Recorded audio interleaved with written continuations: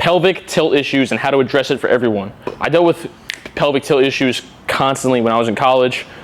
Luke has also had some struggles with the hip and low back, trying to solve it for himself.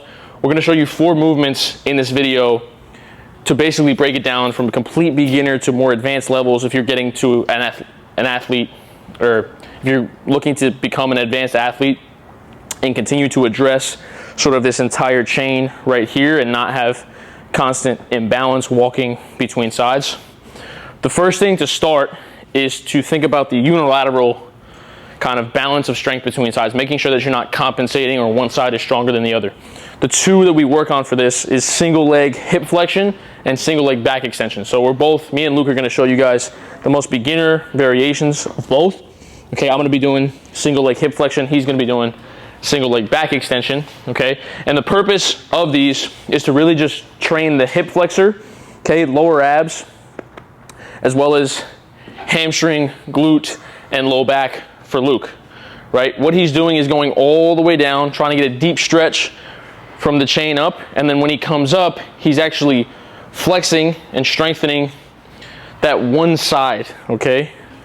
This has been a big factor for me in terms of balancing out my strength being a thrower, okay? Or if you're a pitcher, or you've done specific movements in sports one way and not train the opposite, this is how we basically balance it out right here. With single leg hip flexion, what we're doing is picking up the leg higher than 90 degrees, strengthening from the rectus femoris, this middle quad muscle, to the hip flexor, to the lower ab as we come up. So usually I like to start everybody out keeping this other leg locked out, going higher than 90 degrees. Literally just using your body weight alone is going to start to build up some stimulus. Once that feels easy, then we go straight leg, continuously working to this level here. Working up to 20 reps is a really good standard. And then finally adding a kettlebell if you're actually trying to gain strength, mimic sprint strides. This is also great for that, okay? Getting to a point where we're literally using load, getting past 90 degrees. You can use assistance as you see here. Luke is going with the back extension with barbell Zercher variation. Pretty difficult. All he's doing is really building both sides unilaterally in strength to create balance. So many people have a chronic imbalance between the sides, and this leaves them, walking with one hip higher than the other, or vice versa, just one side kind of walking like this or like this with the extra kind of rounded back. So a great way to balance out is these 2 here. Me and Luke are going to switch and just show you guys how to balance between sides. So Luke, hop in, single leg hip flexion. So yeah, you really just need, as you can see, single leg back extension. Literally just doing it with body weight alone is going to crush. Even just holding an isometric in this single leg position here, holding at 45 degrees, squeezing the glute, because there's still tension here, right? There's less tension as you go down. As you go down, it feels like a stretch, okay? But as you come up, there's more tension, more tension, more tension, more tension, more tension to here, right? And just balancing out with single leg you're gonna start to feel as though you've never felt these muscles specifically fire between sides because you were constantly only training one side, or not even training it, but really just like throwing off one foot constantly. So I like to get 5 to 6 reps single leg with good control before I even hit my double leg sets or my actual weighted sets. Using a dumbbell is a great standard to get to. I would say once you get to that 20 rep range of literally just body weight double leg, you're then going to be able to get into the single leg more comfortably. Show this Zercher variation. Probably this is most advanced for athletes to get into. Okay, getting as deep as you can, reaching as further as you can, coming back up. So that's double leg. Single leg, bit more tension, pressing back up, squeezing one side at a time. So obviously if you're dealing with pain like sciatica or herniated discs, do not even try this. This is just for more of that advanced athlete that still has those pelvic tilt issues that he still needs to address.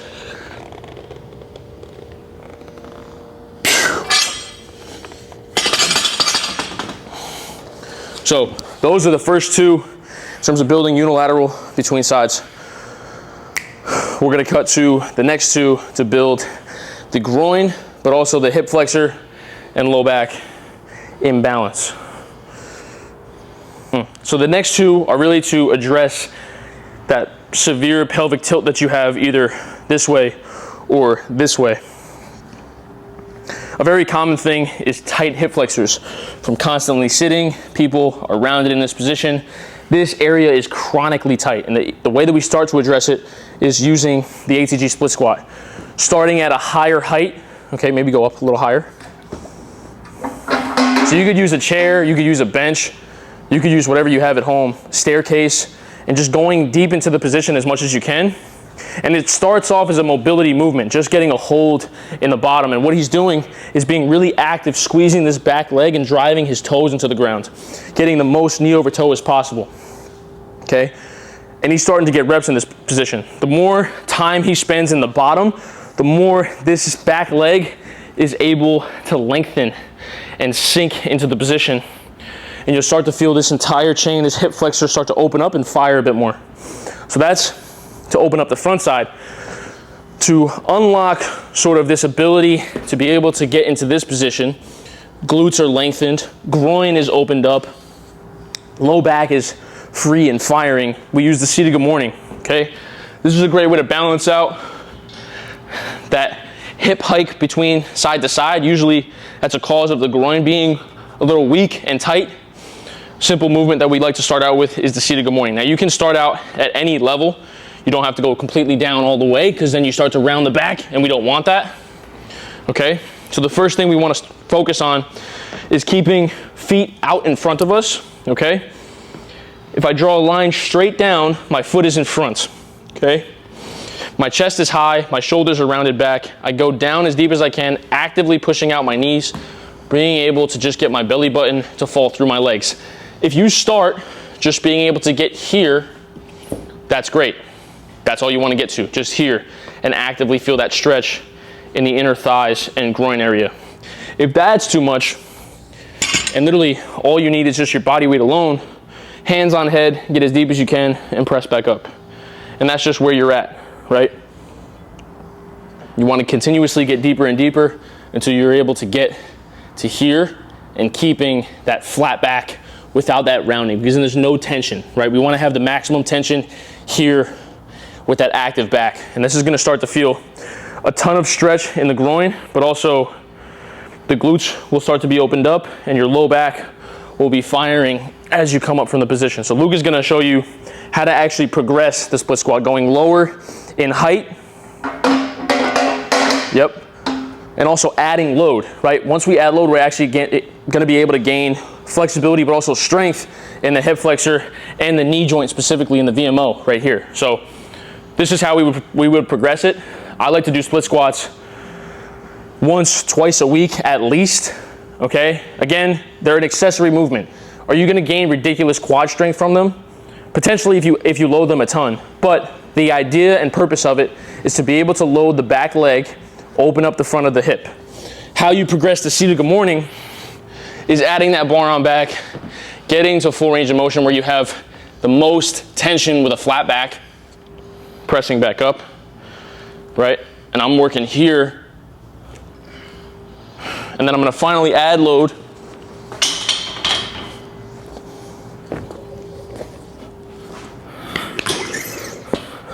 And so all of these movements start off as kind of, I like to just call them mobility movements, but then once you add load, you're actually gaining a great number of strength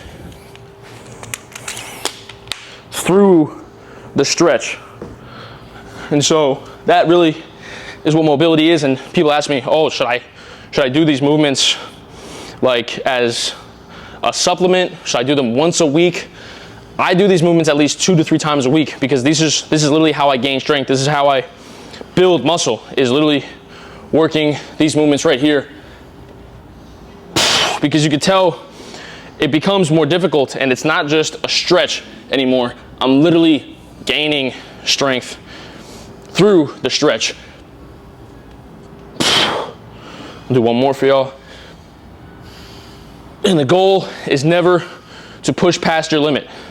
You want to make sure you're constantly in that flat back, not necessarily arch really, really hard, but really just keep the shoulders engaged, and then let that belly button fall through. Feel that groin stretch, press back up. And work at your level with both of these movements, with the seated good morning and the split squat, right? So, yeah, and with all of them, yeah, you can hit the seated good mornings. And with the split squat, I like to tell people a lot as well. A lot of guys line up their split squat really, really close together.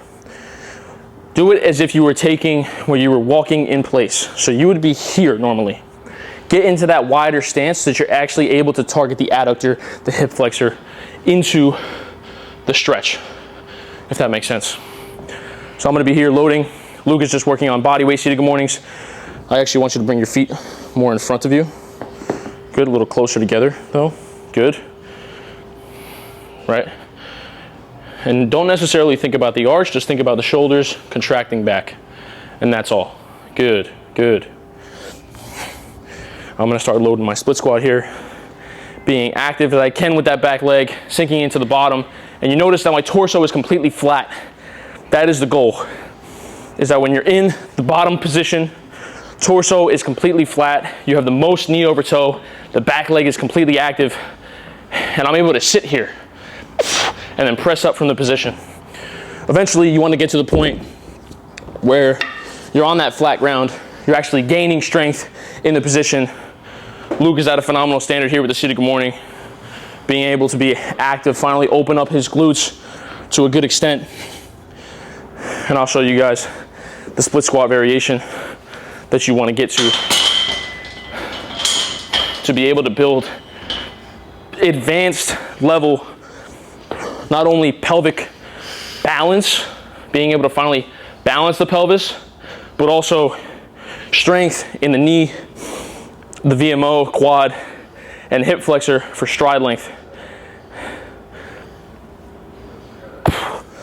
Being able to be comfortable in every range, even elevating the back leg. At this point, that's even more stretch and more tension on the hip flexor. That's a better goal to get to, right? So there's a number of ways in which you can continuously progress with all of these movements, right? Another way that you can actually progress to a more advanced level with the seated good morning is adding plates in front. Why? Because my body has to force to be able to get even deeper than I previously did when I was just here, okay? So this would be even a more advanced, boom, flat back, active, reaching out, chest is up, boom,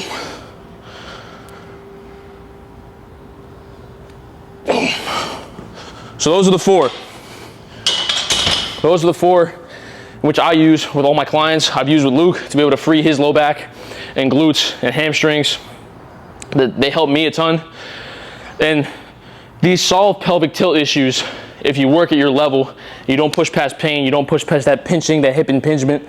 Those are the key things to think about when you're doing this.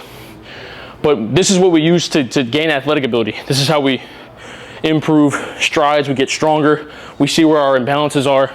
This is strength training. It's not just getting out of pain and resolving this rounding of your back, etc. Once you get there, you start to load the movements, you start to get really, really strong. These deep positions seem very easy to get into. And so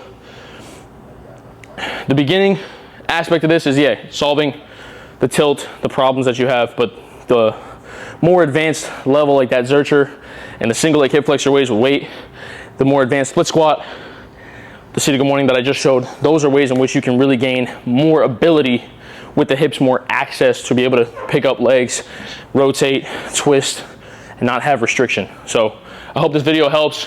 4 movements to break down. Please watch this over and over again and see the beginning levels in which we started with. that literally anybody, including your grandma, can literally start doing. I hope this helped. Appreciate you, Luke. Stay locked in.